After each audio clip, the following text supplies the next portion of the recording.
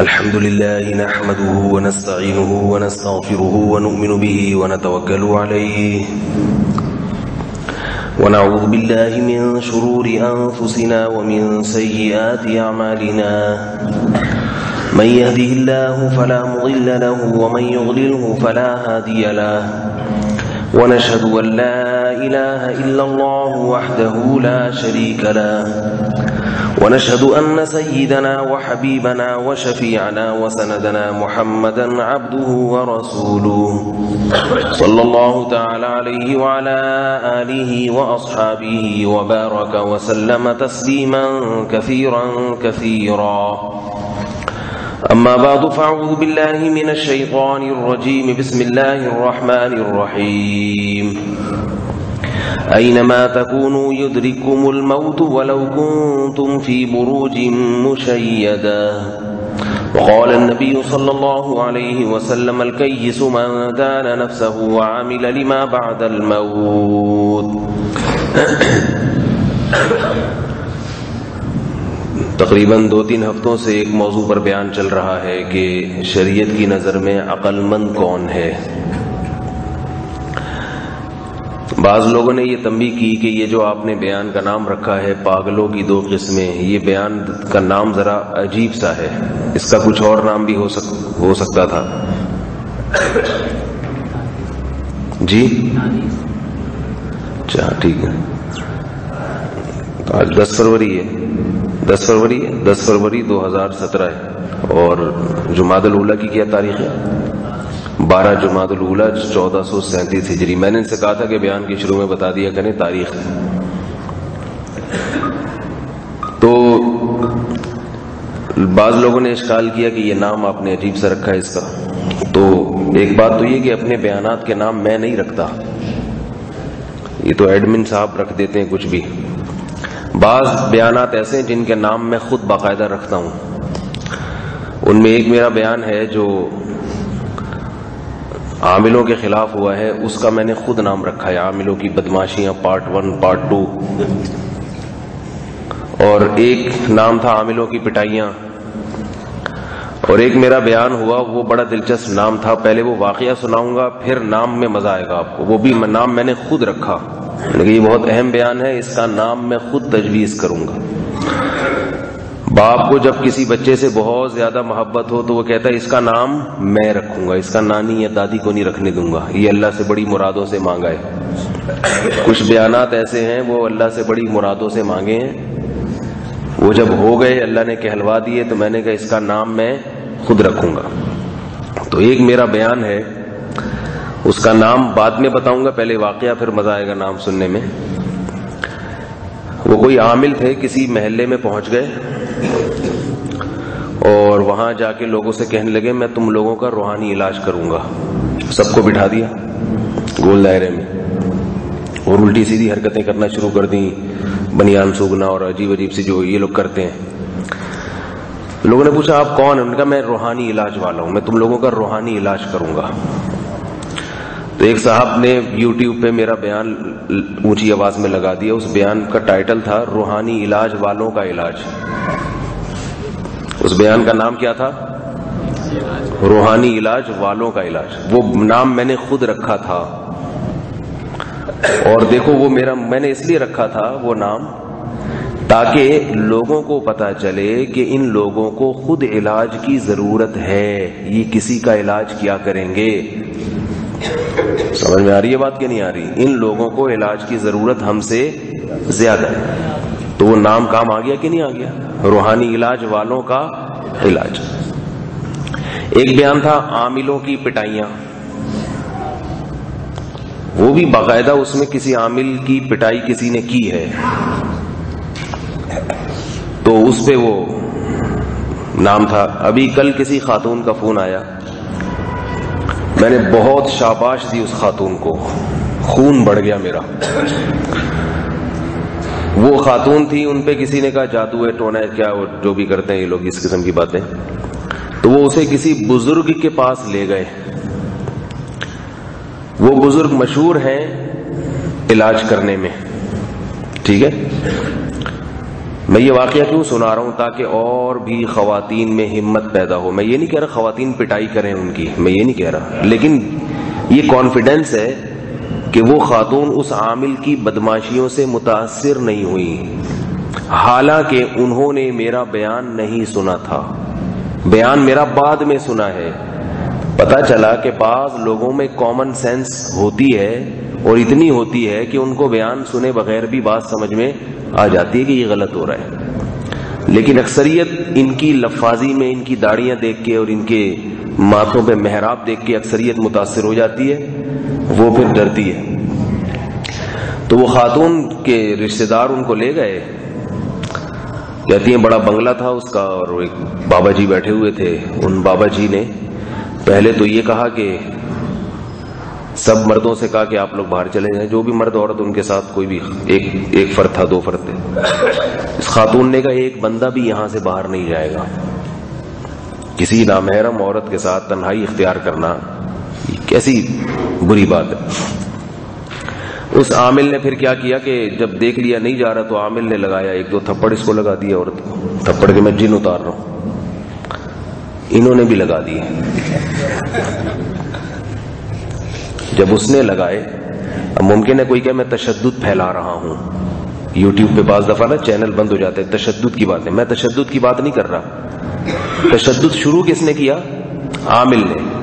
اگر وہ خاتون آرام سے اس کی تھپڑ کھاتی رہتی تو ان پہ تشدد ہوتا رہتا کہ نہیں ہوتا رہتا؟ تو میں تشدد پھیلانے کی تقریر کر رہا ہوں یا تشدد ختم کرنے کی؟ جب اس خاتون نے 2 لگا دیے تو اس سے تشدد بڑھے گا یا کم ہوگا؟ کم ہوگا.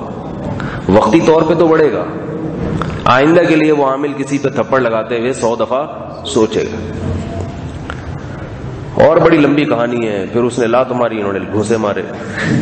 ٹھیک ہے. یہ عامل پتہ ہے کیا کہہ رہا ہے؟ کہہ رہے یہ عورت نہیں مار رہی ہے، اس کا جن مار رہا ہے. وہ تو ڈرامے تو کرنے ہیں نا. یہ جتنے بھی الٹے کام کریں ان کے پاس ہر الٹے کام کی کوئی دلیل ہوتی ہے اور اس سے ہمارے نیک لوگ متاثر ہو جاتے ہیں. ان چیزوں سے یاد رکھو دنیا دار لوگ کم متاثر ہوتے ہیں. نمازی داڑھی والے لوگ، خانقاہوں میں تبلیغ میں جانے والے لوگ زیادہ متاثر ہوتے ہیں. کیوں؟ وہی کہتے ہیں قرآن میں اللہ نے بڑا اثر رکھا ہے کیونکہ یہ قرآن پڑھ رہا ہے. بات نہیں آئی سمجھ میں؟ کیا کہتے ہیں کہ یہ کیا پڑھ رہا ہے؟ قرآن پڑھ رہا ہے. قرآن میں اتنی سینس نہیں ہے کہ یہ پڑھے تو آپ کیوں نہیں پڑھ سکتے؟ کیا یہ پڑھے گا تو ہوگا؟ آپ پڑھنا، آپ تو 4 مہینے لگا کر آئے ہو، آپ پڑھ لو بھائی. اس میں کون سے سرخاب کے پر لگے ہوئے ہیں؟ یہ کیا ہے جو یہ پڑھے گا تو اثر ہوگا؟ آپ کیا کسی بھی مسجد کے امام سے، محلے میں کسی بھی نیک آدمی سے پڑھوا لو. یہ ٹھیا ٹھکانہ دکان لگا کے بیٹھا ہوا ہے، یہ اس سے کیوں پڑھوا رہے ہو؟ اس کے پاس کیا ہے؟ کون سا سلیبس ہے جو اس نے، کون سی ڈگری ہے جو، کون سی یونیورسٹی ہے؟ ہمیں بھی تو بتاؤ. میری تو علماء سے بحث ہوتی ہے اس مسئلے پر، علماء سے بحث ہوتی ہے. میں کہتا ہوں کوئی سلیبس ہمیں بھی تو بتاؤ نا کہ یہ کرنے سے یہ ہوگا. تو وہ بتاتے ہیں کہ دیکھو 21,000 دفعہ یہ پڑھو 34. میں نے کہا یہ کیوں؟ اس کی دلیل کیا ہے کہ 21,000؟ یہ تو بیٹھے بیٹھے میں کہتا ہوں 25,000 دفعہ پڑھو تو یہ ہوگا. ایسے تو میں بھی بنا لوں بیٹھے بیٹھے نصاب. کسی چیز کی کوئی سر پاؤں تو ہو نا. میں نے کہا 21,000 دفعہ جب بیٹھ کے میں یہ پڑھوں گا تو میں تھوڑی رہوں گا. ٹیکنیکل فالٹ تو پیدا ہوگا. اسی ٹیکنیکل فالٹ کو یہ کہتے ہیں کہ یہ پہنچے ہوئے ہیں. کیونکہ جو آدمی الٹی باتیں کرتا ہے، دیکھو جو سیدھی سیدھی بات کر رہے ہیں لوگ اس کو کبھی نہیں کہیں گے پہنچا ہوا. مجھے کوئی کہتا ہے پہنچے ہوئے ہیں؟ مجھے لوگ کہتے ہیں یہ تو وہی بات کر رہے ہیں جو کامن سینس کی باتیں جو ساری دنیا کرتی ہے. کھانا چبا، میڈیکل سائنس کی بھی میں وہی باتیں کرتا ہوں جو سارے ڈاکٹر، بھائی کھانا خوب چبا کے کھاؤ، تھوڑا کھاؤ، اپنے پیسوں سے کھاؤ. ٹھیک ہے نا؟ یہ تو وہی باتیں ہیں، کامن سینس کی باتیں. کھلاؤ بھی، صرف کھاؤ، کھانے پر زور نہ لگاؤ، کھلاؤ بھی. اس سے کبھی لوگ نہیں کہیں گے کہ یہ پہنچے ہوئے ہیں. نہ کوئی دم کروائے گا. دعا کے لیے بھی لوگ کہتے ہیں کہہ دو، ٹرائی کر کے دیکھ لو، شاید قبول ہو گئی تو ٹھیک ہے، نہیں تو کیا ہے اس میں؟ کیا ہے؟ کوئی کرامت نہیں ہے کوئی. پھر کبھی ہم آپ کو نظر آئیں گے ٹماٹر خریدتے ہوئے، کبھی آلو خریدتے ہوئے، کبھی ہفتہ بازار، کبھی بکری کو چارہ ڈالتے ہوئے نظر آئیں گے. ابھی تو مرغیوں کے چکر میں پڑا ہوں، کوئی ٹائٹ قسم کی مرغیاں مل جائیں تو دیسی انڈا دیں، کیونکہ انڈوں کے نام پہ بھی دھوکہ ہو رہا ہے. دیسی انڈے، یہ جو سفید انڈے ہیں نا ولایتی انڈے، ان کو کلر کر کے بیچا جا رہا ہے. بعض دفعہ مرغی کو کم خوراک کھلائے نا تو یہ چھوٹے انڈے دیتی ہے. تو انڈوں کا سائز چھوٹا، اس کو پتی کو پانی میں ابالیں، اس میں انڈے ڈال دیں تو پتی کا رنگ چڑھتا ہے، وہ آپ کو کیا لگتا ہے؟ دیسی انڈا ہے. قیمت اس کی ٹھیک ٹھاک ہوگی. دیسی انڈے کے نام پہ آپ انڈوں کے نام پہ مذاق کھا رہے ہیں آپ. تو ہم نے کہا یار کوئی جگہ بناؤ، اب مرغیاں ہی پال لو کم از کم. تو اس میں روحانیت نظر آئے گی.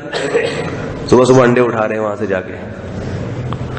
تو نارمل آدمی کبھی کسی کو پسند نہیں آتا.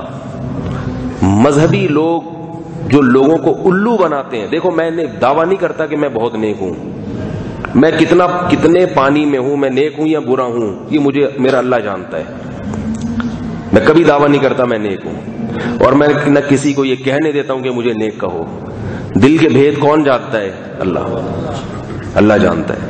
میں جیسے آپ اللہ سے ڈرتے ہیں، میں بھی اللہ سے ڈرتا ہوں. میں بھی کہتا ہوں مجھ سے کوئی کوتاہی ہو تو اللہ مجھے توبہ کی توفیق دے، لیکن میں الو نہیں بناتا، یہ میں انشاءاللہ کہہ سکتا ہوں. یہ میں اللہ کی رحمت پہ امید رکھ کے میں یہ دعویٰ کر سکتا ہوں کہ میں ممبر پہ بیٹھ کے لوگوں کو الو بولو بھائی نہیں بناتا. انشاءاللہ اللہ کی رحمت سے امید ہے میں الو نہیں بناتا ممبر پہ بیٹھ. جو کلیئر کٹ بات ہے سیدھی وہ پبلک کے سامنے رکھ دیتا ہوں. جس نے سننا ہے سنے، نہیں سننا تو پتلی گلیاں بہت ہیں، ٹھیک ہے نا، پتلی گلیاں بہت ہیں، نکل لے بھائی. تو روحانیت کے نام پہ جو نارمل لائف جس کی نہیں ہوگی نا، لوگ اس کو بزرگ سمجھتے ہیں. حالانکہ بزرگ بننے کے لیے ضروری ہے کہ آپ نیچرل لائف پہ آ جائیں. انبیاء کرام جو تھے نا، انبیاء کرام، دیکھو ہندوؤں میں پنڈت جی ہوتے ہیں، وہ کچھ عجیب سے کرتب دکھا رہے ہوتے ہیں، کچھ کرامتیں دکھا رہے ہوتے ہیں. کچھ کرامت تو نہیں ہوتی لیکن وہ کچھ شعبدے دکھاتے ہیں. تو ہندو لوگ ان کے سامنے کیسے ہاتھ جوڑ کے بیٹھے رہتے ہیں. کیا خیال ہے کبھی ہندو کسی سائنسدان کے سامنے بیٹھے ایسے ہاتھ جوڑ کے؟ کسی ڈاکٹر کے سامنے بیٹھے؟ کسی ڈاکٹر کی مورتی بنائی انہوں نے؟ حالانکہ خدمت ڈاکٹروں نے زیادہ کی ہے، سائنسدانوں نے زیادہ کی ہے، پنڈتوں نے نہیں کی. پنڈت جی تو بیٹھے رہتے ہیں، وہ نظریں نیاز اور وہ ساری نذرانے لینے کے لیے مٹھائیاں اور یہ سب چیزیں کھاتے ہیں، لوگوں کا کھلاتے نہیں ہیں.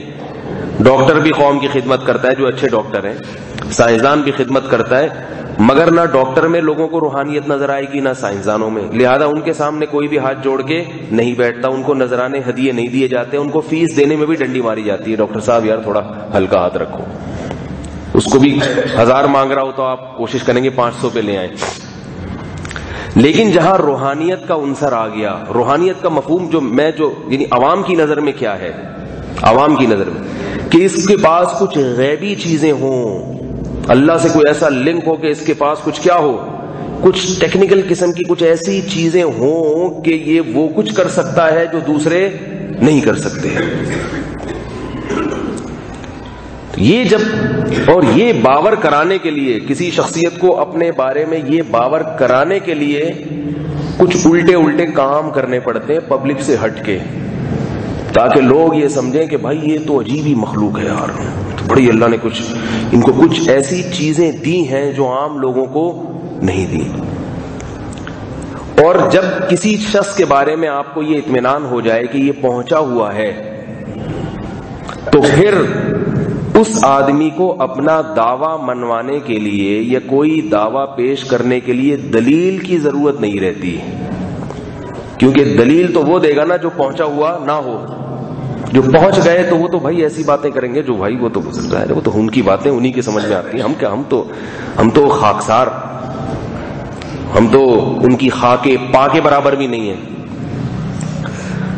وہی ہے نا وہ کلب حسین، سنا ہے نا، ایک آدمی جا رہا تھا ٹرین میں، اس نے سامنے والے سے پوچھا کہ آپ کا نام کیا ہے؟ اس نے کہا کلب حسین، حسین کا کتا. تو اس کا نام تھا کوئی بہت اونچا نام تھا، تکبر والا، چنگیز خان جیسے سمجھ لیں آپ. اس نے کہا یہ حسین کا کتا، یہ تو تواضع کا پیکر ہے یہ آدمی، میں اتنا بڑا متکبر، میرا نام تو میں بھی کوئی ایسا نام بتاؤں جو جس میں تواضع اور انکساری جھلک رہی ہو. تو جو کلب حسین تھا اس نے پوچھا کہ آپ کا نام کیا ہے؟ اس نے کہا خنزیر اللہ. خنزیر، تم حسین کے کتے تو میں اللہ کا کیا ہوں؟ خنزیر ہوں۔ مخلوق تو ساری اللہ کی ہے نا۔ تو تواضع، حد سے بڑی ہوئی تواضع، تاکہ لوگ کیا کریں؟ سمجھیں کہ کوئی بہت ہی پہنچے ہوئے۔ تو اب میں جو اصل بات عرض کر رہا تھا، اب ممکن ہے اس پہ گستاخی کا فتویٰ لگ جائے، انہوں نے خنزیر کی نسبت اللہ کی طرف کر دی۔ بعض لوگ کہتے ہیں خنزیر کا نام لینا جائز نہیں، یہ سب بلا دلیل باتیں۔ قرآن میں خنزیر کا لفظ اللہ نے نہیں ذکر کیا، وَلَحْمَ الْخِنزِيرِ، خنزیر کا گوشت تمہارے لیے حرام ہے۔ تو ہم چھوٹے بچے تھے، ایک دفعہ ہماری نام سے زبان سے سور کا لفظ نکل گیا، تو کسی نے کہا کہ جب تک 100 دفعہ کلمہ نہیں پڑھو گے زبان پاک نہیں ہوگی۔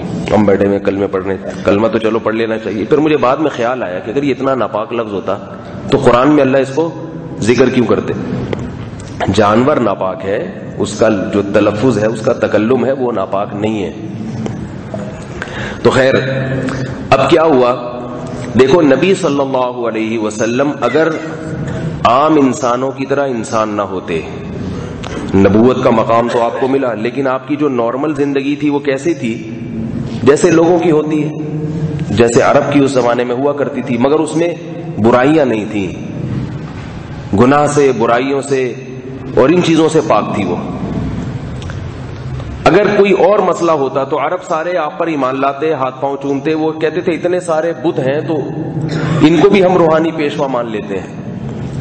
لیکن عربوں کو آپ صلی اللہ علیہ وسلم کو نبی ماننے سے جس چیز نے روکا، وہ بنیادی طور پہ دو چیزیں تھیں، یاد رکھو دو چیزیں۔ نمبر ایک، ان کے پاس پیسہ نہیں ہے، دولت نہیں ہے۔ دولت مند آدمی غریب آدمی کو اپنا رہبر نہیں بناتا، اس میں تکبر ہوتا ہے دولت مند میں، کیونکہ وہ یہ سمجھتا ہے کہ اگر میرے پاس دولت ہے تو میں قوم کا زیادہ بہتر آدمی ہوں، اور جس کے پاس دولت نہیں ہے وہ قوم کا پست آدمی ہے۔ تو اللہ نے ان کے دماغوں سے یہ وسوسہ اور یہ خناس ان کے دماغوں سے نکالنے کے لیے قوم کے غریب ترین اور مسکین ترین شخص محمد صلی اللہ علیہ وسلم کو نبوت دی، اور کہا کہ دولت اللہ کی نظر میں برتری یا کمتری کا معیار نہیں ہے، کیونکہ خود اس نظریے کی بھی تو اصلاح کرنی تھی۔ اگر نبی کے پاس دولت ہوتی تو لوگ پھر قیامت تک کے لیے سمجھتے کہ دولت اللہ کی نظر میں محبوب ہونے کی علامت ہے۔ اب کتنا بڑا اللہ نے مقام دیا نبی صلی اللہ علیہ وسلم کو، پوری کائنات کا سردار بنا دیا، مگر گھر میں 40 دن تک چولہا نہیں جلتا تھا۔ یہ بتا دیا کہ غربت اگر کوئی عیب ہوتی تو اللہ اپنے سب سے محبوب ترین ہستی کو غریب اور مسکین نہ بناتے۔ نہیں آ رہی میرا خیال ہے۔ دوسرا مسئلہ، عربوں کو جو آپ کی نبوت پر ایمان لانے میں جو چیز رکاوٹ بن رہی تھی، جس کو قرآن نے ذکر کیا ہے، ما لہذا الرسول یأکل الطعام ویمشی فی الاسواق، یہ کیسا رسول ہے، کیسا اللہ کا نمائندہ ہے، کیسا اللہ کا سفیر ہے، ہم اس کو روحانی پیشوا کیسے مان لیں؟ یہ تو ہماری طرح کھانا کھاتا ہے اور ضرورت ہوتی ہے تو بازار میں خریداری کے لیے چلتا پھرتا ہے۔ بعض نے یہ بھی کہا کہ یہ تو شادیاں کرتا ہے، نکاح، اس کو تو عورت کی بھی حاجت ہے اور عورت کی طرف اس کی رغبت بھی ہے۔ بزرگ تو وہ ہوتے ہیں کہ انہیں عورت کی طرف رغبت ہونی ہی نہیں چاہیے، ہونی نہیں چاہیے، ان کو کیا شادیاں وادیاں، تو دین کا کام کریں، وہ تو اللہ اللہ کریں، لوگوں کو خانقاہ میں اللہ اللہ کریں، بٹھائے، شادیاں کر رہے ہیں۔ یہ بھی عرب اعتراض کرتے تھے، ان کو اولاد کی خواہش بھی، اولاد بھی ہو، ان کے بیٹیوں سے محبت بھی کر رہے ہیں۔ تو اور یاکل الطعام، کھانا بھی کھاتے ہیں، یمشی فی الاسواق، چلو اگر کھانا کھانا ہی ہے تو ان کے مریدین ہونے چاہیے یا فرشتے ان کو یہیں لا کے پہنچا دیا کریں، یہ بازار میں چلتے ہوئے اچھے نہیں لگتے ہمیں، بازاروں میں چلتے پھرتے بھی ہیں۔ پھر ان کے ہاتھ میں شعبدے ظاہر کیوں نہیں ہوتے، یہ ایسا ہی کیوں نہیں کرتے؟ او تسقط السماء ما لهذا الرسول یاکل الطعام ویمشی فی الاسواق، بازاروں میں چلتے کیوں ہیں، کھاتے پیتے کیوں ہیں؟ فتفجر الانہار خلالها تفجیرا، یہ زمین کو آرڈر کریں چشمے بہا دے زمین، ان کے پاس سونے اور چاندی کے کنگن کیوں نہیں ہیں؟ اگر یہ اللہ کے اتنے محبوب ہیں تو ان کے ہاتھ میں اتنی طاقت ہونی چاہیے کہ یہ اپنی غربت 1 سیکنڈ میں دور کر دیں. ان کو خود اختیارات ہونے چاہیے. تو ان تمام باتوں کا جواب قرآن میں ہے کہ اللہ نے کیا جواب دیا؟ قل سبحان ربی، اے نبی ان سے کہہ دیجئے میرا رب ہر عیب سے پاک ہے. میں تمہیں رب کی طرف دعوت دے رہا ہوں، اپنی طرف دعوت نہیں دے رہا. جس کو معبود بنایا جاتا ہے، جس سے مرادیں مانگی جاتی ہیں، اس ذات میں یہ طاقت ہونی چاہیے کہ وہ مختار کل ہو، مشکل کشا ہو، وہ جو چاہے جب چاہے کر گزرے. اگر میں تمہیں کہہ رہا ہوتا کہ میں بھگوان ہوں، میں معبود ہوں، میں خدا ہوں، مجھ سے مانگو، پھر یہ سوال ہوتا کہ آپ کے تو اپنے گھر میں چولہا نہیں جلتا، آپ ہمارے گھروں کے چولہے کیسے جلائیں گے؟ آپ تو خود محتاج ہیں کھانے کے، بازار میں خریداری کے، تو آپ ہمیں رزق کیسے پہنچائیں گے؟ آپ تو اولاد کے حصول کے لیے نکاح کے محتاج ہیں. عبادت اس ذات کی جاتی ہے جو کسی کام کے کرنے میں کسی سبب کا محتاج نہ ہو. قل سبحان ربی، اے نبی ان سے کہہ دیجئے میرا رب ہر عیب سے پاک ہے، وہ یہ سارے کام کر سکتا ہے. هل كنت الا بشرا رسولا، میں تو محض ایک انسان ہوں.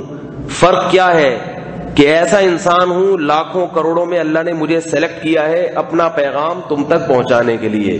حقیقت اور ماہیت کے لحاظ سے میں تمہاری طرح کا انسان ہوں.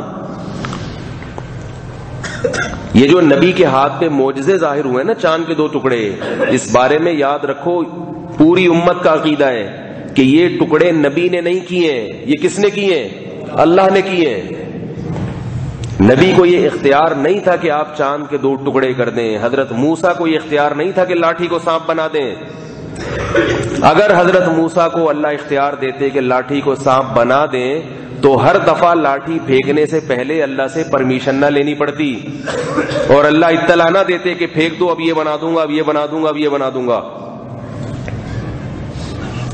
پہلی مرتبہ جب حضرت موسیٰ نے لاٹھی پھینکی ہے تو اللہ نے حکم دیا القیھا ما تلک بیمینک یا موسیٰ، اے موسیٰ تیرے دائیں ہاتھ میں کیا ہے؟ کہ سانپ ہے، اشدہا ہے، کیا ہے یہ؟ قال ہی عصای، اے اللہ یہ میری لاٹھی ہے. یہ پھر ایک لمبی بحث ہے کہ موسیٰ اللہ کو تو پتا تھا تو موسیٰ علیہ السلام جواب کیوں دے رہے ہیں؟ اللہ تعالیٰ حضرت موسیٰ کو مانوس کر رہے ہیں. اللہ کا جلال خشیت اتنی کہ حضرت موسیٰ اللہ کے سامنے کلام نہیں کر سکتے تھے. جب کسی کا روب بہت ہوتا ہے تو پہلے وہ گپ شپ کر کے تھوڑا سا اس کو مانوس کرتا ہے. جیسے پرانے زمانے میں جب شادی ہوتی تھی، پرانے زمانے میں تو دولہا کا روب بہت ہوا کرتا تھا، تو وہ پہلے نام پوچھتا تھا، بیگم کا نام پوچھتا تھا، اور ہیلو ہائے ہوتی تھی، گپ شپ، تاکہ اس کے دل سے تھوڑا سا روب نکلے. اب الٹا معاملہ ہو گیا ہے. اب کیا ہو گیا ہے؟ یہ روب میں بیٹھا ہوا ہوتا ہے. تو میں اس لیے کہتا ہوں کہ بھائی دولہے جو نئے نئے دولہے ہیں، دلہنوں سے کہتا ہوں کہ تو اس کی تھوڑی وحشت دور کرو، تھوڑا سا سلام دعا کرو، گھبرایا ہوا بیٹھا ہے بیچارہ. تو اللہ تعالیٰ نے حضرت موسیٰ علیہ السلام پر جو اللہ کا روب تھا، جلال تھا، اللہ سے ہم کلام ہو رہے ہیں نا، اس کو دور کرنے کے لیے تھوڑا خوف کا غلبہ ختم ہو، بات چیت شروع کر دی. روب دور کرنے کے لیے جو بات چیت کی جاتی ہے وہ ضروری نہیں کہ وہ ضروری ہو. ویسے ہی گپ شپ لگاتا ہے، اور بھائی کیا حال ہے، بھائی خیریت. مجھ سے لوگ ملنے کے لیے آتے ہیں نا تو میں تھوڑا سا اور بھائی خیریت سے کیا، مجھے پتہ بھی نہیں ہوتا، وہ نام بتاتا ہے پھر بھی بھول جاتا ہوں. وہ تو محض مانوس کرنے کے لیے، اور کیا کرتے ہیں، کہاں رہتے ہیں، اچھا انڈا موڑ پہ، اچھا ہمیں تو پتہ ہی نہیں تھا آپ بھی یہیں رہتے ہیں. ایسی ساری باتیں چلتی رہتی ہیں. تھوڑا سا وہ بندہ سیٹ ہوتا ہے، آپ بتائیں کیا مسئلہ ہے. تو یہ سنت طریقہ ہے، یہ اکابر کا طریقہ ہے کہ نئے آدمی آئے تو تھوڑا سا اس کو مانوس کر لیں. ہمارے حضرت کا بہت زیادہ روب تھا، جب ان کے پاس کوئی آتا تھا تو حضرت تھوڑا سا سلام دعا کرتے تھے، لیکن حضرت کو وہ نام بتاتے تھے اور اگلے سیکنڈ میں حضرت نام بھول جاتے تھے، کیونکہ نام اتنی غور سے سنتے ہی نہیں تھے. وہ فرماتے میں اس کا نام یاد کرنے کے لیے تھوڑی پوچھ رہا ہوں، میں تو تھوڑا سا مانوس کرنے کے لیے پوچھ رہا ہوں کہ بھئی یہ کون ہے، کیا ہے. تو اللہ نے حضرت موسیٰ علیہ السلام سے فرمایا ما تلک وما تلک بیمینک یا موسیٰ، اے موسیٰ تیرے دائیں ہاتھ میں یہ کیا چیز ہے؟ حضرت موسیٰ نے جواب دیا ہیا عصایا، یہ میری لاٹھی ہے، اتوکأ علیہا، اس پہ میں ٹیک لگاتا ہوں. یہ بھی بدتمیزی کی بات ہے کہ کوئی بڑا آپ سے سوال کرے، آپ کہیں کیوں پوچھ رہے ہو، آپ کو پتہ ہی تو ہے. بعض دفعہ کوئی بڑا آدمی آپ سے، آپ کے ابا نے پوچھا آپ سے، آپ کی والدہ نے آپ سے پوچھا، کوئی بات پوچھی تو آپ اس کا جواب دیں. یہ نہ کہیں کہ یہ تو آپ کو پہلے سے معلوم ہے. بھائی اس کو معلوم ہے، اس کے باوجود وہ پوچھ رہا ہے تو کوئی تو حکمت ہوگی نا. تو اس سے ہمیں ادب تمیز کا بھی پتہ چلتا ہے. حضرت موسیٰ یہ نہیں کہا اللہ تو اللہ ہے، تو تجھے کیا پتا، تجھے نہیں پتا کہ یہ جو ہے لاٹھی ہے. لیکن ادب کے خلاف ہے. جب اللہ نے پوچھا ہے تو جواب دیا جائے گا. ہی عصایا، یہ میری لاٹھی ہے.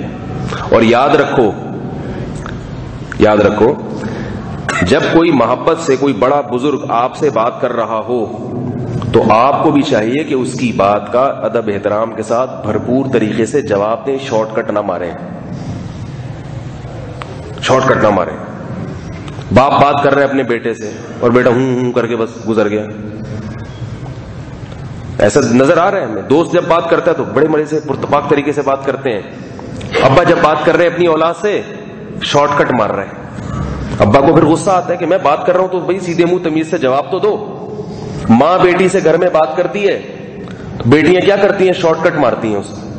مجھے دیر ہو رہی ہوں. بھائی والدین کا یہ ادب ضروری ہے کہ جب وہ آپ سے بات کرے تو آپ بھرپور طریقے سے تسلی کے ساتھ ان کو یہ احساس ہو کہ اس کی توجہ مکمل میری طرف ہے. چاہے آپ کو بتانے کی ضرورت ہو یا نہ ہو، لیکن آپ بھرپور طریقے سے بتائیں ان کو. نہیں آ رہی بات؟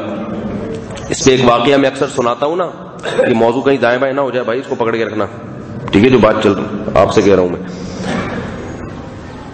ایک بوڑھے باپ نے اپنے بیٹے سے پوچھا، دیوار پہ کوا آ کے بیٹھا ہوا تھا. بوڑھے باپ نے اپنے بیٹے سے پوچھا بیٹا یہ کیا ہے؟ بیٹے نے کہا کوا ہے. بڑھاپے میں انسان بچپنے کی طرف چلا جاتا ہے، نظر بھی نہیں آ رہا، سنائی بھی صحیح نہیں دے رہا. ابا بھول گئے. پھر پوچھا بیٹا یہ کیا ہے؟ بیٹے نے کہا کوا ہے. 2 دفعہ کہا. تیسری دفعہ جب پوچھا باپ نے بیٹا یہ کیا ہے تو بیٹے کو آ گیا غصہ. ابا بول تو دیا نا کوا ہے، کیوں کان کھا رہے ہو میرے؟ کیوں دماغ چاٹ رہے ہو؟ کیوں دماغ کی دہی بنا رہے ہو؟ یہ صرف کراچی کے محاورے ہیں.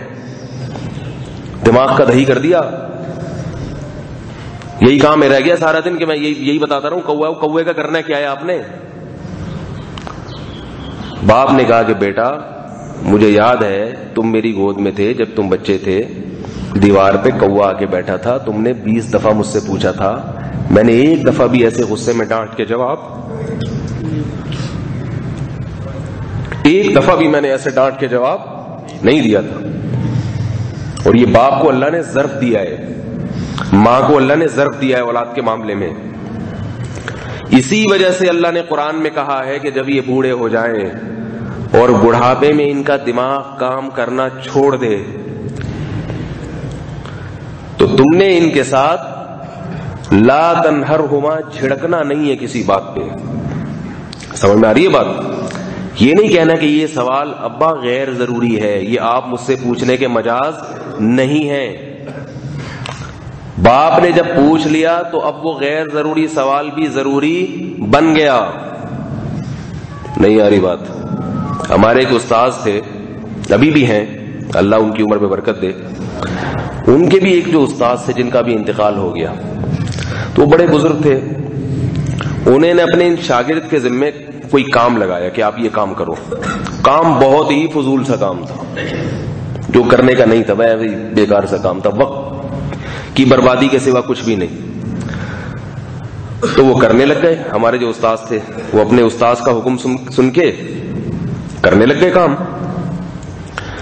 تو کسی نے ان سے پوچھا حضرت یہ تو آپ کا وقت اتنا قیمتی، آپ کے بڑے بزرگ نے یہ کام آپ کے ذمہ لگا دیا، یہ تو غیر ضروری کام ہے، چھوڑیں اس کو. انہوں نے کہا کہ یہ غیر ضروری ہے، لیکن جب انہوں نے کہہ دیا تو یہ کیا بن گیا؟ ضروری بن گیا. جب انہوں نے کہہ دیا تو کیا بن گیا؟ ضروری بن گیا. تو بعض دفعہ ایک کام غیر ضروری ہوتا ہے لیکن کسی ایسے کی طرف سے آرڈر آ جاتا ہے جس کے آرڈر کو ماننا ضروری. وہ واقعہ سناتا ہوں نا میں اکثر. ایک بہت بڑے محدث تھے، بزرگ تھے، ہزاروں لوگوں میں ان کا درس ہوتا تھا، ہزاروں لوگوں میں. حدیث کا درس دے رہے ہیں, پوری دنیا سے لوگ آئے ہوئے ہیں ان کے درس سننے کے لیے. کیسی پروقار محفل لگی ہوئی ہے. ماں ان کی تھی دیہاتی. بعض دفعہ آدمی پڑھ لکھ جاتا ہے, والدین کیا ہوتے ہیں, بیچارے دیہاتی ہوتے ہیں, تو یہ اپنے آپ کو پھر بہت بڑا فنٹر سمجھنے لگتا ہے کہ میں پڑھا لکھا ہوں, اور یہ ابا تو پرانے سٹائل میں چلیں گے نا. تو وہ بوڑھی ماں ان کی آتی, بولتی کیا یہاں لوگوں کو بیٹھ کے جو ہے تو سبق پڑھا رہے, جا مرغیوں کو جا کے دانا ڈال. تو یہ بیچارے اٹھ کے جاتے. کتنے بڑے بڑے لوگ ان کے شاگرد, یہ اٹھ کے جاتے اور مرغیوں کو دانا ڈال کے واپس آتے, جہاں سے درس چھوڑا تھا وہیں سے شروع کرتے تھے.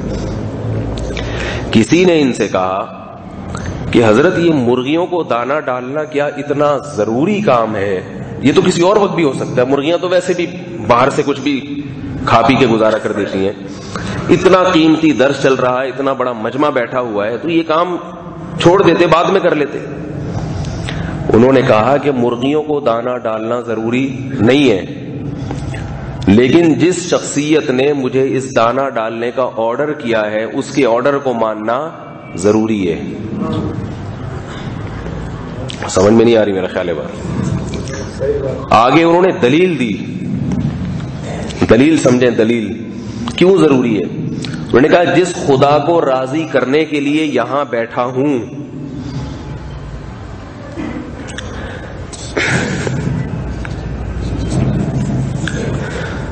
فرمایا کہ جس خدا کو راضی کرنے کے لیے یہاں بیٹھا ہوں, تو وہ خدا کیا ہو جائے گا؟ بولو بھائی, ناراض ہو جائے گا. تو حدیث کا درس تو انسان اسی لیے دیتا ہے نا, کہ تعلیم تو اس لیے کرتا ہے کہ وہ علم دین تو اسی لیے پڑھاتا ہے کہ کیا ہو. یہ میں اس لیے بہت افسوس کے ساتھ یہ بات کہہ رہا ہوں کہ اس زمانے میں ہمارے بزرگوں نے اور ہمارے اکابر نے اپنے والدین کے حقوق کا اس قدر خیال کیا ہے کہ ان کی غیر ضروری اور جس کو آپ عرف میں کہتے ہیں بالکل ایسے مطالبات جن کی کوئی لاجک نہیں بنتی, ایسے مطالبات میں بھی اس بات کا خیال کیا ہے کہ اللہ ناراض نہ ہو جائے. اور آج کی جو نسل ہے, یہ جو آج کی اولاد ہے, اس کے میں اگر آپ کو حالات بتانا شروع کر دوں تو میرے دل میں وہ قوت نہیں ہے, میرے اعصاب میں وہ طاقت نہیں ہے کہ میں اپنے جذبات کو اپنی زبان سے بیان کر سکوں. اس طرح سے والدین سے بات کی جاتی ہے, اس طرح سے جیسے وہ اس کے کیا ہو, ملازم ہو. اور میں انتہائی افسوس کے ساتھ یہ بات کہتا ہوں کہ اس تربیت میں اور یہ بگاڑنے میں دخل بھی کس کا ہوتا ہے؟ والدین کا ہوتا ہے. اپنے بچوں کو آپ نے انگلش اسکول میں ایڈمیشن دے دیا, مس گیدرنگ میں بٹھا دیا, جوان لڑکا جوان لڑکی کے ساتھ بیٹھا ہوا ہے, لائف کو انجوائے کر رہا ہے, مذہب بالکل نہیں سکھایا جاتا. وہ یہ دیکھ رہا ہے کہ کس طرح سے میڈیا آزاد کر رہا ہے لڑکیوں کو, اپنا بوائے فرینڈ خود ہی سیلیکٹ کرو, لڑکوں کو کہہ رہا ہے اپنی گرل فرینڈ کا انتخاب کرو. جب یہ کلچر ملے گا اولاد کو تو یاد رکھو یہ ہے کس کا کلچر, مسلمانوں کا ہے یا گوروں کا ہے؟ بتاؤ مجھے. تو جب آپ گوروں کے کلچر کو فالو کریں گے تو آپ کے اندر صفات محمد صلی اللہ علیہ وسلم والی آئیں گی یا گوروں والی آئیں گی؟ تو گورے تو اس سے بھی زیادہ کرتے ہیں, جتنی آج کی اولاد اپنے والدین کے ساتھ برا سلوک کر رہی ہے, گورے اس سے زیادہ برا سلوک کرتے ہیں. ہونا تو یہ چاہیے تھا کہ آپ کی اولاد آپ کو بڑھاپے میں گھر میں رکھنے کے لیے تیار نہ ہو, تو شکر ادا کریں کہ ایسے ماحول میں رہ کے بھی وہ آپ کو گھر میں رکھنے کے لیے تیار ہے. اس پہ شکرانے کے نفل پڑھیں. میرے پاس والدین آتے ہیں, اولاد یہ کر رہی ہے, اولاد یوں کر رہی ہے. میں کہتا ہوں آپ نے اس کو ماحول کیا دیا ہے تعلیم کے لیے؟ یہ ماحول دیا ہے. میں کہتا ہوں یہ غنیمت ہے جتنا کر رہی ہے, اس پہ اللہ کا شکر ادا کریں. اولڈ ہاؤس میں آپ کو داخل نہیں کیا اس نے, اور میں نے کہا تھوڑا صبر کریں. آپ کی اولاد نے آپ کو گھر میں تو رکھ لیا نا بڑھاپے میں, ٹھیک ہے خدمت نہیں کر رہی, لیکن یہ ذہن میں رکھیں کہ اس کو یہ سزا ملے گی کہ ان کی جو اولادیں ہوں گی وہ ان کو گھر میں رکھنے کے لیے تیار، بولو بھائی، نہیں ہوں گی. یہ ہونے والا ہے. تو اللہ کے بندو اپنی جان پہ بھی رحم کرو، اپنی اولاد. میں تعلیم کا مخالف نہیں ہوں، بلکہ کون ہو سکتا ہے، تعلیم تو ضروری ہے. اپنی اولاد کو اچھی سے اچھی تعلیم دے، لیکن یہ بات یاد رکھو اسکولوں میں تعلیم ہے، تربیت نہیں ہے. اسکولوں میں بگاڑا جاتا ہے، بگاڑا جاتا ہے اسکولوں کے اندر. اللہ ماشاء اللہ کسی کے گھر کا ماحول بہت مضبوط. میں یہ نہیں کہہ رہا کہ سارے بگڑے ہوئے ہوتے ہیں، اسکولوں سے اچھے لوگ بھی نکلتے ہیں، ماں باپ کی خدمت کرنے والے بھی نکلتے ہیں، لیکن یہ وہ ہوتے ہیں جن کے والدین نے ان پہ بہت زیادہ کنٹرول رکھا ہوا ہوتا ہے بچپن سے. سمجھ میں نہیں آ رہی میرا خیال ہے بات. وہ لوگ ہوتے ہیں جن کے والدین نے کنٹرول. والدین آج اولاد کی فکر کرتے ہی نہیں ہیں، چھوڑ دیا. جوان لڑکی کو لڑکے ٹیوٹر لگوا کے دے دیا. ایک خاتون تھی، حیا پہ ان کے بہت سارے مضامین آیا کرتے تھے. میں بڑا متاثر ہوتا تھا، وہی شرم و حیا پہ بہت اچھے مضامین لکھتی ہیں. پتہ یہ چلا کہ جی ان کی جوان بیٹی جو بڑی خوبصورت بھی تھی، اس کو ٹیوشن لگوا کے دے دیا ایک جوان لڑکے سے. وہ لڑکا بند کمرے میں ان کی بچی کو پڑھا رہا ہے ٹیوشن. کنوارا لڑکا ہے، جوان. لڑکی بھی کیا ہے، جوان. بند کمرے میں روزانہ بیٹھے ہوئے ہیں، پڑھ رہے ہیں ایک دوسرے سے. اور والدہ صاحبہ کیا لکھ رہی ہیں، حیا پہ. بولتے کیوں نہیں، حیا پہ ان کے بہترین قسم کے مضامین آ رہے ہیں. حیا پہ. تو گھر میں حیا کا ماحول پیدا ہوگا. یہ حالات. پھر پوچھتے ہیں کہ بچی بھاگ گئی، بچی کے چکر، بچی سنتی ہی نہیں. تو کیسے سنے گی بھائی؟ وہ اس کو نہیں سننا چاہیے، اس کو بالکل نہیں سننا چاہیے. اگر وہ سن رہی ہے تو بیوقوف ہے، جب آپ نے خود اس کو یہ ماحول بنا کے دیا ہے. شریعت کو تو آپ مانتے نہیں. علماء سے دور رکھا بچوں کو اپنے. یاد رکھو پہلے زمانے میں لوگ اپنی اولاد کو نیک بنانے کے لیے، خوب اچھی طرح سمجھیں یہ جملہ، خوب سنیں اس کو، اپنے بچوں سے علماء کی خدمت کروایا کرتے تھے، تاکہ بچے علماء کی خدمت کریں گے تو والدین کی پھر اس سے بھی زیادہ کریں گے. کیونکہ والدین کا مقام بچوں کے لیے علماء سے زیادہ ہے، اپنے والدین کا مقام ہو. ویسے تو علماء کا مقام سب سے اونچا ہے، لیکن بچے کے لیے سب سے پہلے کون ہے؟ اپنے والدین ہیں. اور یہ کام پہلے زمانے کے بادشاہ بھی کیا کرتے تھے، کیونکہ بادشاہوں کو ڈر ہوتا تھا کہ شہزادے جتنا بگڑیں گے نا عیاشی میں، اس بگاڑ کا ہم پھر تحمل نہیں کر سکتے. خلیفہ ہارون رشید تھا یا مامون رشید تھا، مجھے ذہن سے نام پوری طرح یاد نہیں ہے. اس نے اپنے بیٹے کو بھیجا امام مالک کے پاس تربیت کے لیے کہ امام مالک کی خدمت کرو جا کے. اور یہ ساری تربیتیں کب ہوتی ہیں؟ بچپن میں ہوتی ہیں. جب وہ بالکل بالغ ہو گیا، شعور پیدا ہو گیا، اب وہ آپ کے ہاتھ سے نکل گیا. اب بیٹھ کے اللہ اللہ کرو بس. اب پھر جاؤ عاملوں کے پاس، روحانی علاج والوں کے پاس. تو پہلے کا کام ہوتا ہے یہ. تو وہ امام مالک کے پاس بچے کو بھیجا. وہ بچہ کیا کر رہا تھا؟ ان کی خدمت کیا کرتا تھا ان کے پاس رہ کے. آج والدین بچے کو استاذ کی خدمت کرنے نہیں دیتے. یہ بتا دو، الٹا کرتے ہیں. نہیں نہیں، یہ کون ہوتے ہیں؟ یہ کون ہوتے ہیں ہمارے بچے سے خدمت لینے والے؟ یہ کون ہوتے ہیں ہمارے بچے کو ڈانٹنے والے؟ بچے کے سامنے استاذ کی بے عزتی کی جا رہی ہے. تو بچے کے دل میں استاذ کا احترام پیدا ہوگا؟ جب استاذ کا نہیں ہے تو پھر باپ کا بھی نہیں ہوگا. ہمارے ایک استاذ ہیں، ان کے بچے بڑے نیک ہیں. میں نے اتنے نیک بچے کسی کے اب تک کی رپورٹ ہے کہ میں نے دیکھے نہیں. اللہ ان کو نظر بد سے بچائے. بہت احترام کرتے ہیں اپنے والد کا اور اس اساتذہ کا بھی. میں بھی ان کے ایک بیٹے کا استاذ ہوں. انہوں نے کیا کہ ہم نے چونکہ ان کے بچوں کو دیکھا ہے بچپن سے، ایک دفعہ ان کے بچے نے گھر میں آ کے اپنے استاذ کی شکایت لگائی کہ انہوں نے مجھے بہت ڈانٹا ہے. والدہ سے شکایت لگائی. والدہ نے کہا ہوں ایسے کیا، یوں کیا. میں ٹھیک ہے ابا آئیں گے تو ابو کو میں بتاؤں گی تمہارے شکایت لگاؤں گی.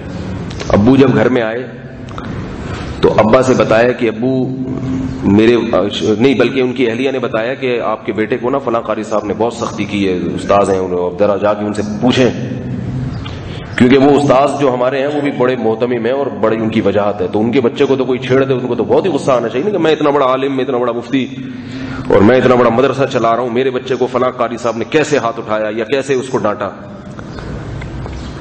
تو ان کو تو غصہ آنا چاہیے تھا نا.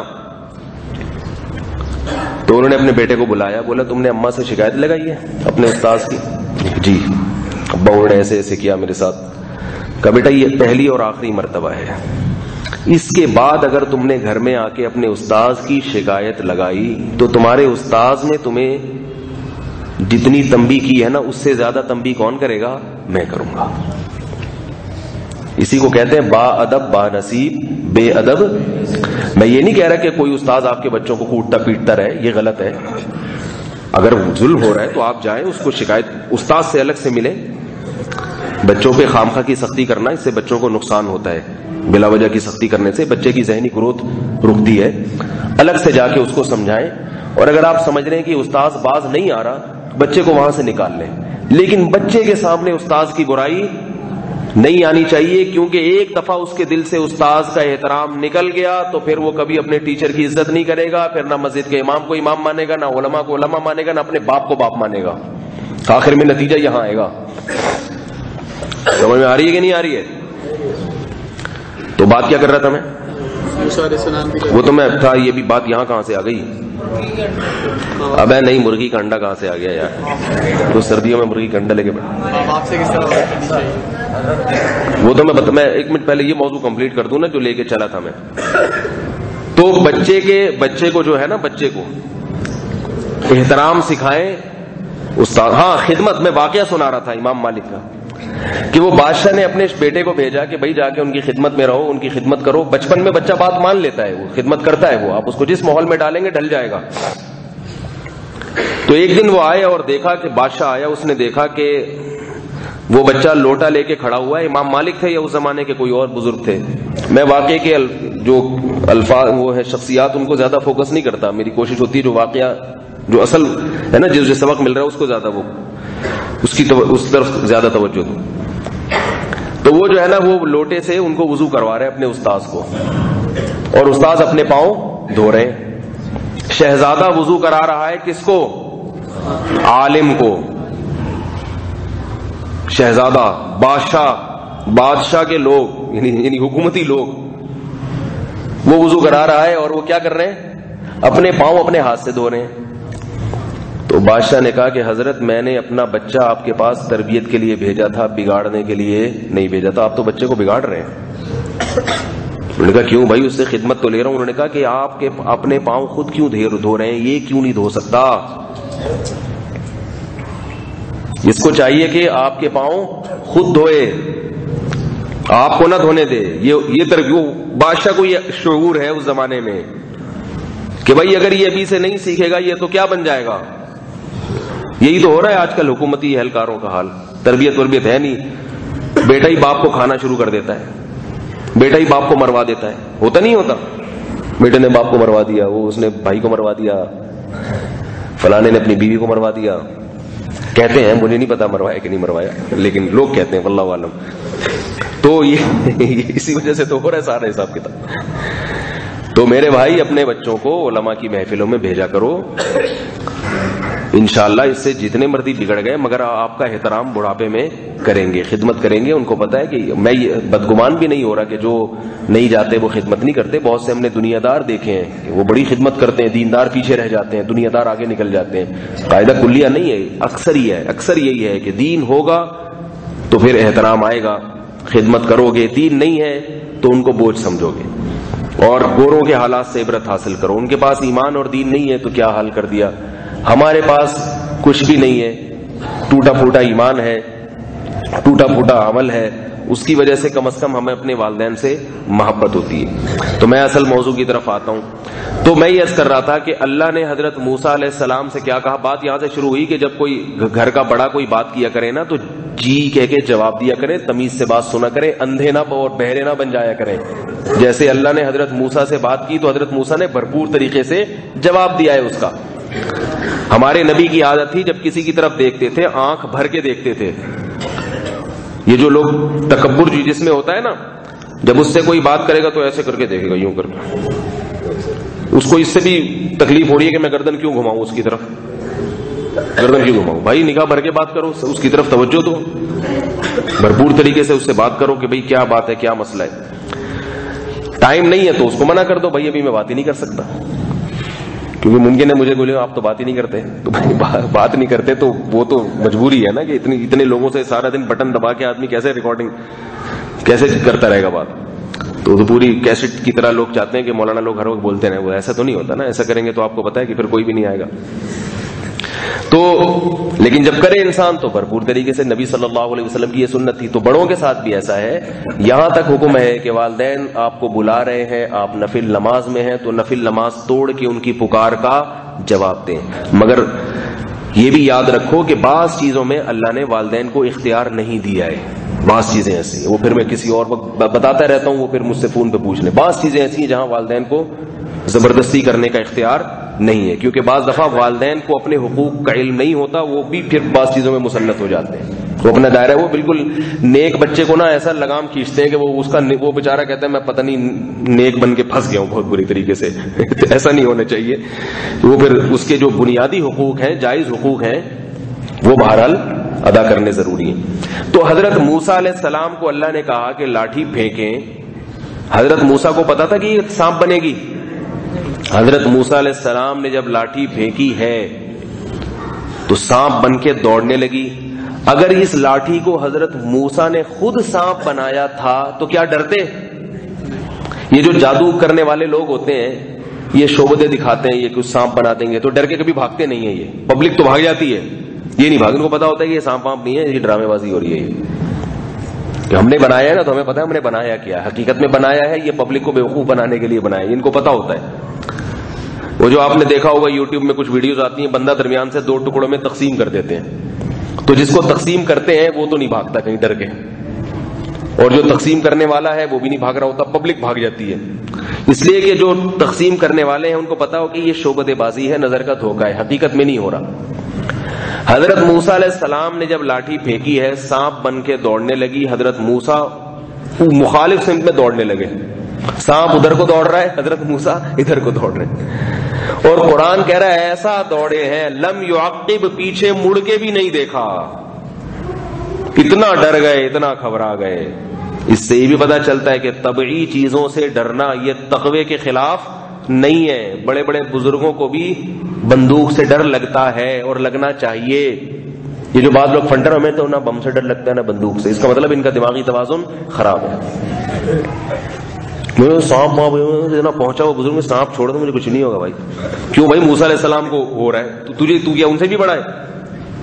کیا خیال ہے؟ تو اگر کسی بزرگ کو دیکھ رہے ہیں کسی کی دھمکی سے ڈر گئے تو یہ طبعی چیز ہے. میں تبھی کہہ رہا ہوں نا، نارمل رہ کر نیک بننے کی کوشش کریں، ایب نارمل نہ بنے. ایک صاحب کہنے لگے کہ میں جو ہے نا اپنا سارا کاروبار وائنڈ اپ کر کے امریکہ سے ادھر آ رہا ہوں پاکستان، اور بس میں اسلامی سلطنت میں رہوں گا اور میرے بچے پلیں. میں نے کہا آپ کا یہاں کوئی پہلے سے بزنس ہے؟ پہلے سے کوئی کاروبار؟ آپ آئیں، ضرور آئیں. ہم تو کہتے ہیں اسلامی ملک میں رہو، لیکن کوئی کاروبار ہے یہاں پہ؟ کہہ رہے نہیں ہے، وہ تو اللہ کھلائے گا. میں نے کہا کوئی وحی آئی ہے آپ کو کہ اللہ نے کہا میں زبردستی ٹھوسوں گا؟ تمہارے پاس کچھ بھی نہیں ہے پھر بھی میں زبردستی ٹھوسوں گا. کہیں لکھا ہوا ہے قرآن میں یا حدیث میں؟ کہیں لکھا ہوا ہے؟ کہنے قرآن میں ہے نا کہ وہ اللہ نے کہا ہے کہ تقوی اختیار کرو تو تمہیں ایسی جگہ سے رزق دوں گا جہاں سے تمہارا گمان بھی نہیں ہوگا. تو میں نے کہا تقوی اختیار کرو، آدھا تقوی یا پورا تقوی؟ تو کہنے کہ پورا تقوی. تو میں نے کہا پورے تقوی میں یہ بھی ہے کہ کسب کا، معاش کا پہلے انتظام ہو، پھر اللہ پہ توکل کرو. نہیں یاری بات سمجھ میں. میں نے کہا پہلے پراپر طریقے سے معاش کا، بزنس کا انتظام کریں، پھر اللہ پہ توکل کریں کہ اللہ میں ایک کافروں کے ملک کو چھوڑ کر مسلمانوں کے ملک میں جا رہا ہوں، اور کس پر اعتماد کر رہا ہوں؟ تجھ پر. تو میں نے کہا اگر وہ کاروبار نہیں بھی چلا تو اللہ غیب سے مدد کرے گا، لیکن کیونکہ آپ نے اپنے قوائف پورے کر لیے ہیں، آپ نے اپنے ذمے کا کام پورا کر لیا، اب اللہ اپنے ذمے کا کام پورا کرے گا. آپ نے اپنے ذمے کا کام پورا کیا ہی نہیں، گھر میں بیٹھ گئے، آ کے یہاں پاکستان میں آ گئے، بیٹھ گئے کمرے میں بند ہو کے. اب کیا کریں نا، دکان چل رہی ہے، کچھ کاروبار کا تجربہ بھی نہیں ہے ان کو. اب نہ وہ پکوڑے بیچنے تھوڑے دنوں میں، پھر کہیں گے یار اللہ میں نے تجھ پہ توکل کیا تھا، مہر کا چھوڑ کر آئے اور کام کیا لگا دیا تو نے، پکوڑوں کا اب لگا دیا۔ تو کمانے میں اسباب اختیار کرنا فرض ہے، اس کے بعد توکل کس پہ کریں؟ اللہ پہ۔ اور یہ جو آیت ہے نا کہ جو اللہ پہ توکل کرتا ہے غیب سے مدد کرتا ہے، اس کا یہ مطلب نہیں ہے، اس کا مطلب یہ ہے کہ کمانے میں گناہ کا راستہ اختیار نہ کرو۔ اگر تمہیں ایک حرام راستہ نظر آ رہا ہے لیکن اس میں پیسہ زیادہ ہے، اور ایک حلال راستہ ہے اس میں پیسہ کم ہے، تو حلال اختیار کرو اور توکل کس پہ کرو؟ اللہ پر۔ اللہ تمہیں وہاں سے روزی پہنچائے گا اس حلال کے ذریعے جہاں سے تمہارا گمان بھی نہیں ہوگا۔ حرام سے بچنے میں توکل کا حکم ہے، حلال اختیار کرنا تو فرض ہے۔ شکر ہے مشورہ لے لیا تھا انہوں نے۔ تو اس لیے میں کہہ رہا ہوں حضرت موسیٰ علیہ السلام جو لاٹھی کے سانپ کو دیکھ کے بھاگے ہیں، تو یہ بھاگنا نبوت کے منافی نہیں ہے۔ تو پتہ یہ چلا کہ کسی کو کسی بات سے ڈر لگتا ہے، وہ احتیاطی تدابیر، یہ بھاگنا بھی تو احتیاطی تدبیر تھی نا۔ حالانکہ موسیٰ علیہ السلام تو یہ سوچ سکتے تھے کہ یہ لاٹھی کو اللہ نے سانپ بنایا تو یہ مجھے کاٹنے کے لیے تھوڑی بنایا ہوگا، لیکن حضرت موسیٰ نے پھر یہ بھی سوچا ہوگا کہ اللہ نے یہ تو نہیں کہا کہ نہیں کاٹے گی تمہیں، یہ کہاں اللہ نے لکھا ہوا ہے۔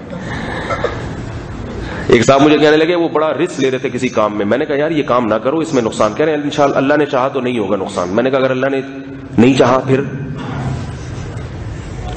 الٹا کام کر رہے ہیں اور دلیل کیا دے رہے ہیں کہ اللہ نے چاہا تو نقصان نہیں ہوگا۔ میں نے کہا اور اگر اللہ نے چاہا کہ نقصان ہو پھر؟ کہہ رہے ہیں کیسی باتیں کر رہے ہیں آپ؟ میں نے کہا اللہ نے کب کہا ہے کہ میں چاہوں گا یا نہیں چاہوں گا؟ آپ جناب شوگر کا مریض لڈو کھا رہے ہیں، شوگر کا مریض شوگر ہائی پہنچی گئی اور رسگلے کھا رہا ہے، اب اسے ہم کہہ رہے ہیں بھائی نہیں کھا مر جائے گا، تو کہہ رہے اللہ نے چاہا تو نہیں مروں گا۔ تو ہم کہیں گے اور اگر اللہ نے چاہا نہیں چاہا پھر؟ اللہ نے چاہا تو نہیں مرے گا، لیکن اگر اللہ نے یہ نہیں مرنا نہیں چاہا تو پھر تو مر جائے گا نا۔ تو تجھے کس نے بتایا کہ بھائی اللہ نہیں چاہے گا؟ اللہ نے تو کہا لڈو کھاؤ گے شوگر کی بیماری تو مرو گے، کیونکہ میری عادت یہی ہے کہ جو شوگر کا مریض لڈو کھاتا ہے میں چاہتا ہوں کہ یہ مر جائے، ٹھیک ہے نا؟ کیا خیال ہے؟ جو اسباب اختیار نہیں کرتا صحت کے، تو اللہ یہ چاہتے ہیں کہ وہ کیا ہو جائے؟ جو 20ویں بلڈنگ سے چھلانگ لگائے گا، تو بتاؤ اللہ چاہتے ہیں کہ بچے یا مرے؟ اب تک کی رپورٹ یہی ہے کہ اللہ یہ چاہتے ہیں کہ مرے، کیونکہ ہم نے اس قسم کے جتنے واقعات دیکھے بندہ بچا نہیں ہے۔ تو اس کا مطلب ہے اللہ بتانا چاہتے ہیں کہ میں کیا چاہتا ہوں، جو 20ویں منزل سے چھلانگ لگائے گا میں یہ چاہتا ہوں کہ وہ بچے نہیں۔ ہاں میں یہ نہیں چاہتا کہ وہ چھلانگیں لگائے، لیکن جب لگا لیے۔ وہ ایک صاحب مجھے کہنے لگے دلیل الٹی دلیل ہے، ایک صاحب کہنے لگے دیکھو 3 طلاقیں نافذ نہیں ہوتی ہیں کیونکہ اللہ یہ نہیں چاہتے کہ میاں بیوی کا گھر اجڑے، دلیل دے رہے ہیں 3 طلاقیں نافذ نہیں ہوتی، ایک ہوتی ہے 3، کیونکہ ایک میں آپشن رہے گا رجوع کا، 3 نافذ ہو جائیں گی۔ تو 3 طلاقوں میں جو گھر اجڑ رہا ہے، تو آپ بتاؤ اللہ یہ چاہتے ہیں کہ گھر اجڑے میاں بیوی کا؟ مجھ سے کہہ رہے ہیں۔ میں نے کہا اللہ قطعاً یہ نہیں چاہتے کہ میاں بیوی کا گھر اجڑے، اس لیے اللہ یہ نہیں چاہتے کہ آپ 3 طلاقیں دیں، لیکن جب آپ نے دے دی تو پھر اللہ چاہتے ہیں کہ اجڑے، ٹھیک ہے نا؟ جیسے آپ نے بلڈنگ سے چھلانگ لگا لی، جیسے اللہ چاہتے ہیں کہ کوئی قتل ہو۔ آپ کے ایک بندوق میں 3 گولیاں ہیں، آپ کو پتہ ہے ایک گولی سے زخمی ہوگا مرے گا نہیں، دوسری سے اور زخمی ہو جائے گا، تیسری سے یہ زخموں کی تاب نہ لا کے دنیا سے ہی چلا جائے گا۔ اب آپ 1 فائر بھی کر سکتے تھے، 2 بھی کر سکتے تھے، 3 بھی کر سکتے تھے، آپ نے برس کھول دیا، 3 فائر اکٹھے نکال دیے۔ اب آپ کہہ رہے وہ بندہ مر گیا، آپ کہہ رہے یار میں نے تو سنا تھا مولوی صاحب سے بیان میں کہ اللہ نہیں چاہتے کہ بندے قتل ہوں، اللہ تو چاہتے ہیں لوگوں کو زندگی ملے، تو یہ دلیل صحیح ہوگی؟ اس کو یہی کہا جائے گا کہ اللہ نہیں چاہتے کہ بندے قتل ہوں، لہذا اللہ نے 3 فائر کرنے پر پابندی لگا۔ اللہ نے کہا ٹیٹی بندوق کا رخ مسلمانوں کی یا کسی انسان کی طرف مت کرو، لیکن جب آپ نے کر دی اور گولی چلا دی تو پھر اللہ چاہتے ہیں کہ وہ مرے اور اس کی سزا آپ کو ملے۔ تو جب 3 طلاقیں دے دی ہیں تو بیوی تو گئی ہاتھ سے، اور اسلامی حکومت نہیں ہے، ورنہ ایسے آدمی کو باقاعدہ سزا بھی ملتی۔ حضرت عمر کے دور میں یہ قانون تھا کہ جو 3 طلاقیں اکٹھی دیتا تھا اس کو کوڑے پہلے لگتے تھے، فتویٰ بعد میں دیا جاتا تھا کہ بیوی حرام ہو گئی۔ آئی بات سمجھ میں؟ اور حضرت عمر بھی مفتی بھی تھے نا، تو جب کوئی آتا نا حضرت میں 3 طلاقیں دے دیے میں کیا کروں، حضرت عمر ڈنڈے سے پہلے دھنائی لگاتے تھے دھنائی پہلے لگاتے تھے، اس کے بعد کہتے تھے تیری بیوی تجھ سے جدا ہو گئی، حرام ہو گئی۔ تو سنت تو یہی ہے کہ میرے پاس اگر کوئی آیا 3 طلاقیں دے کے تو سنت یہی ہے کہ میں ڈنڈے سے اس کا، اور ایک روایت میں آتا ہے ایک بندے کے اتنے ڈنڈے مارے سر پہ گنجا کر دیا اس کو، واللہ اعلم صحیح حدیث ہے صحیح، لیکن ایک روایت ہے کہ گنجا کر دیا ڈنڈے مار مار کے اس کو۔ تو سنت تو یہی ہے کہ کوئی 3 طلاقیں دے کے مفتی کے پاس آئے تو مفتی کو چاہیے کہ وہ پہلے کیا کرے، اس کی دھنائی لگائے۔ لیکن لوگ آج کل اس کو افورڈ نہیں ہو گئے، تو بیوی بھی گئی اوپر سے ڈنڈے بھی پڑ رہے ہیں۔ لیکن گورنمنٹ کو چاہیے کہ مفتی حضرت مفتی محمد تقی عثمانی صاحب مدظل العالی نے مشرف کے دور میں یہ گورنمنٹ کو یہ ریکویسٹ کی تھی کہ یہ 3 طلاقوں پر پابندی لگائی جائے، اس پہ جب تعزیر ہو۔ لیکن ہماری حکومت خواتین کے حقوق پر سنجیدگی سے سوچنے کے لیے تیار نہیں ہے۔ یہ لوگ پتہ ہے خواتین کو کون سے حقوق دے رہے ہیں؟ ان کو آزاد کیا جائے، کپڑوں سے آزاد کر دو ان کو، شوہر کی دسترس سے آزاد کر دو، بہن کو بھائی سے آزاد کر دو، بیٹی کو باپ سے آزاد کر دو۔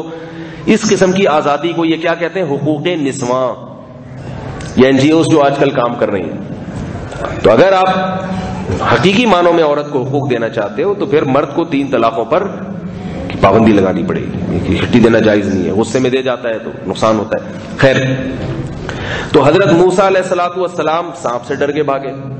تو میں اصل بات عرض یہ کر رہا تھا کہ اگر سانپ، لاٹھی کو سانپ بنانا کا حضرت موسیٰ کے اختیار میں ہوتا تو ڈر کے بھاگتے، اور یہ سارا پروسیس ہوتا نیچے پھینکو۔ جب بھاگے واپس نہیں آئے تو اللہ نے فرمایا یا موسیٰ اقبل، اے موسیٰ واپس پلٹ، لا تخف، ڈر مت، سنعیدها سیرتها الاولی، اس سانپ کو پکڑ لے، ہم تجھ سے وعدہ کرتے ہیں اس کو دوبارہ لاٹھی بنا دیں گے۔ اگر اللہ سے اتنا کہتے ہیں نا واپس جا کے پکڑو، تو پکڑ تو لیتے، اللہ کا آرڈر ہے، لیکن کب کباتے ہوئے پکڑتے، اللہ میری زندگی کا آخری وہ ڈسے گا، زہر جائے گا۔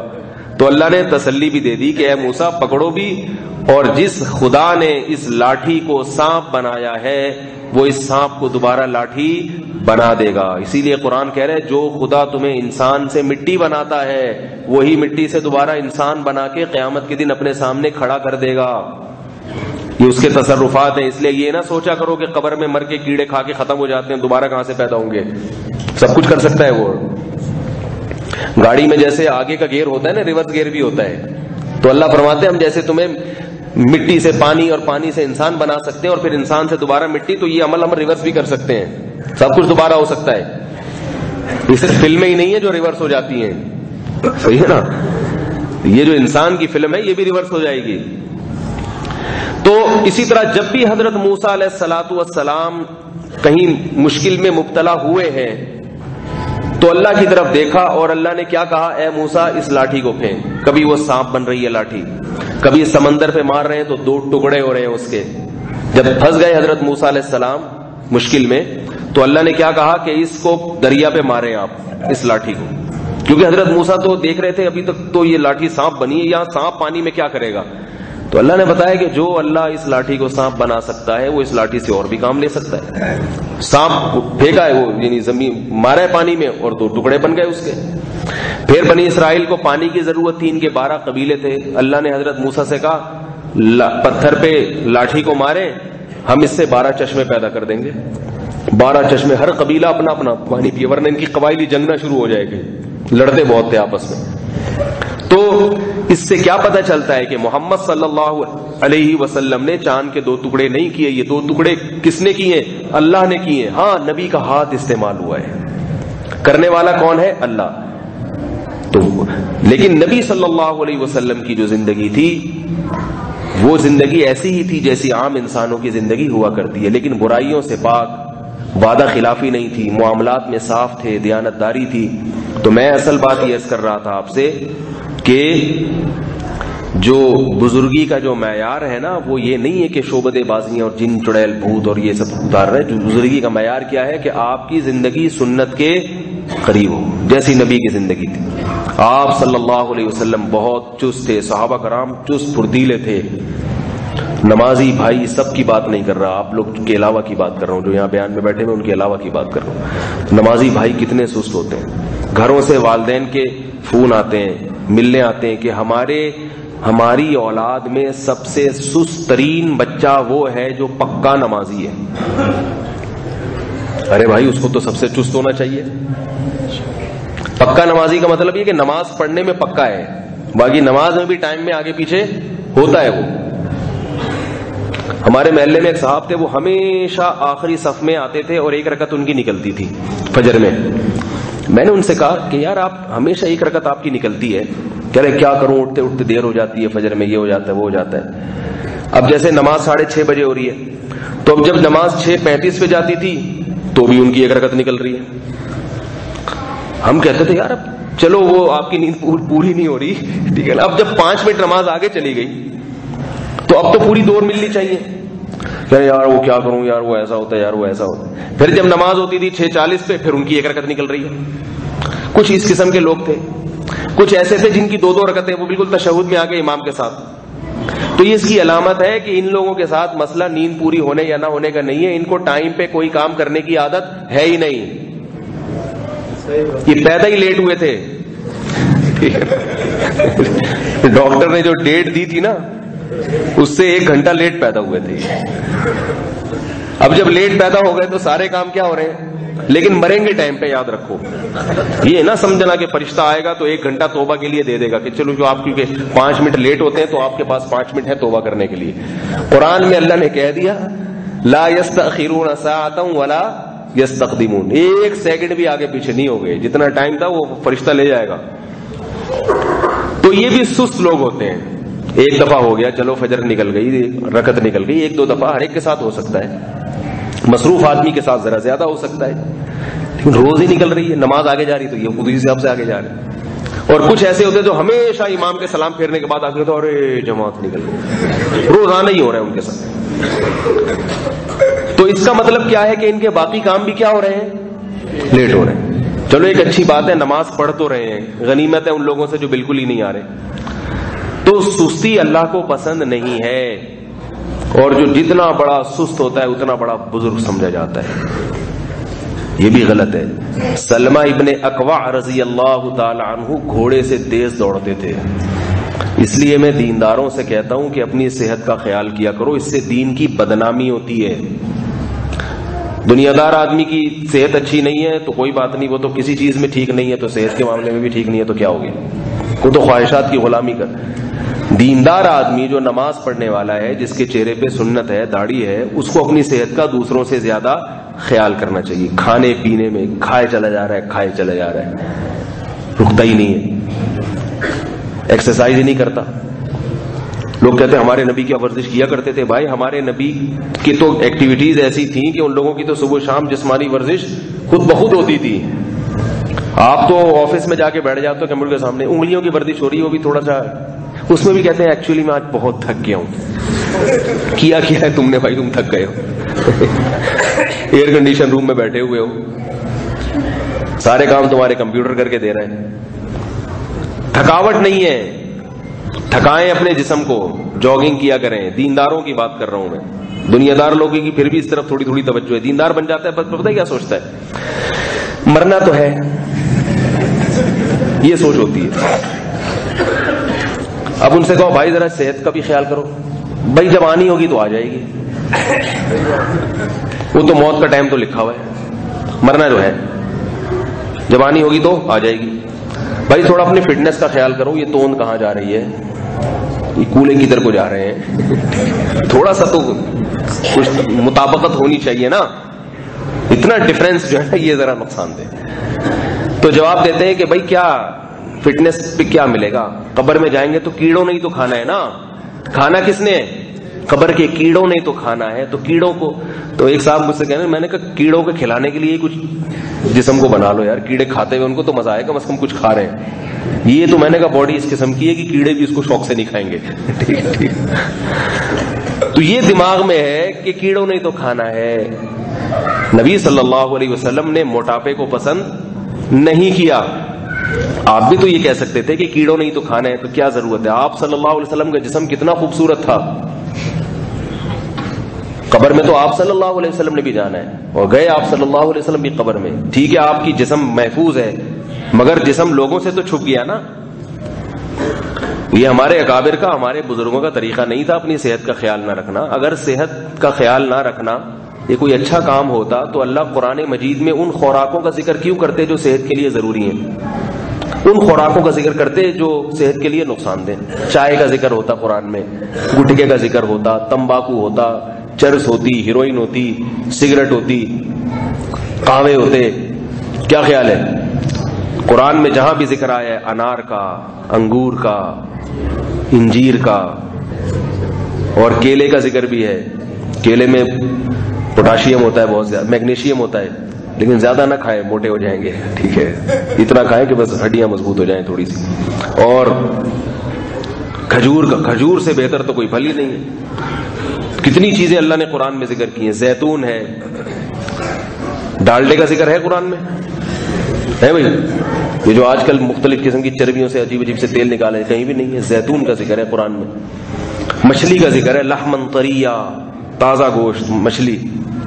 تو ایسے ہی پرندوں کے گوشت کو اللہ نے جنت میں رکھا ہے. جنت میں اس کا مطلب ہے پرندوں کے گوشت میں کوئی خاص بات ہے جو اللہ نے جنتیوں کا پھل کس کو بنایا ہے, جنتیوں کی خوراک پرندوں کے گوشت کو بنایا ہے. اس کا مطلب پرندوں کے گوشت میں کوئی خاص چیز ہے.